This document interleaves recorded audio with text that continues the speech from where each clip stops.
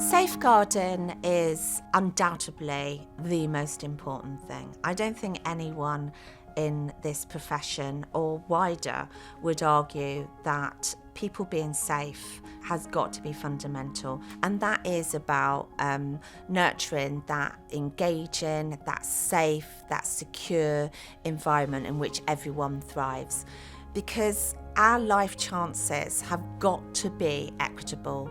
We absolutely have got to make it that every member within our organisation, whether that be the children, the staff, the adults, the families we meet, we need to be helping everyone to be successful, and that is in a caring, supportive way.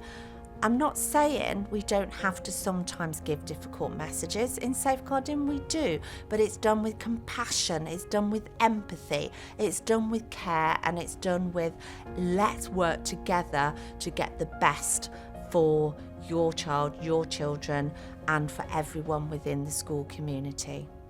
My role within IFtL is overseeing safeguarding within all the schools and supporting all of our designated safeguarding leads.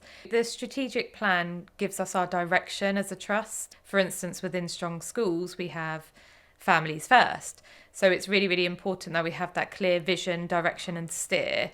And that stems from not only our children that are coming into school, who will feel the direction of that steer and the input, but also for our staff within school as well, so that they're working towards that same goal, same vision as ourselves at the trust level. We get to work alongside lots of external agencies to support what the vision looks like.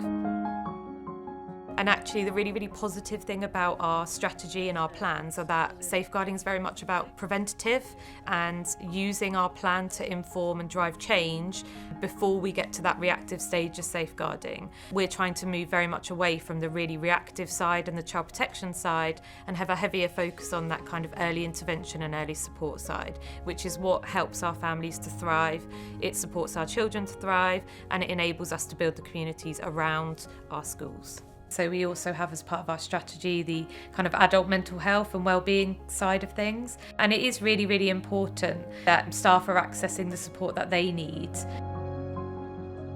We want our staff to stay within IFtL. That's really, really important to us. And we want them to be able to grow within IFtL also.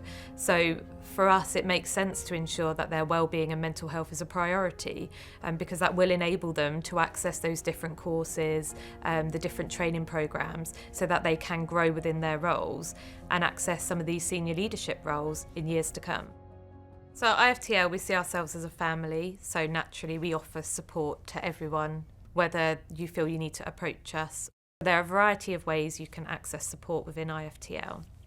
In terms of your career progression, there is absolutely no barrier whether you've accessed support or not. We expect our families and our children to be so open to support. And actually, as teachers and members of the school community, what we're saying is we consider you as well. And actually, it's not a shame to access support.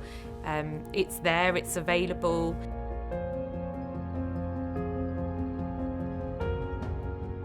So it's moving beyond the compliancy to actually understanding this is actually about keeping everyone safe. So quality assurance is the compliancy, but then it is about that culture, talking to children, talking to staff, talking to governance. What is their understanding of what's going on the ground?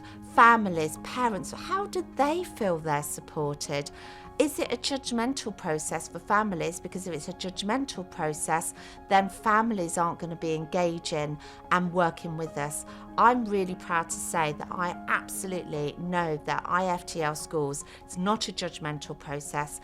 It's about supporting and working with families, because ultimately those children are with those families.